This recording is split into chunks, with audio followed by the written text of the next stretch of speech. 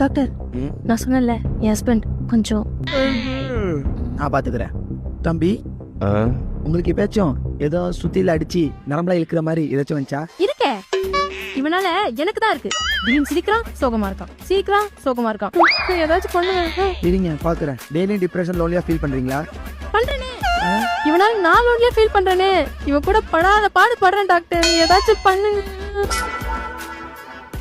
டெய்லியும் நேரத்துக்கு சாப்பிடுறீங்களா?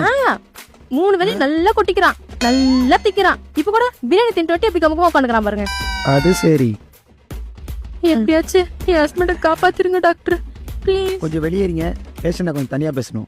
சரி டாக்டர், அவளுக்கு பயப்படுற மாதிரிலாம் ஒன்றும் இல்லைல்ல? பயப்படுற மாதிரிலாம் ஒன்றும் இல்லை. லெவல் 2ல தான் இருக்காங்க. லெவல் 4 பண்ணதான் பூஜிதா நான் எழுதிக்குள்ள மாதிரியே போட சொல்லுங்க. அடுத்த மாதம் செக்அப் கூப்பிட்டு வாங்க. ஓகே. பைத்தியமா இருக்கணும்.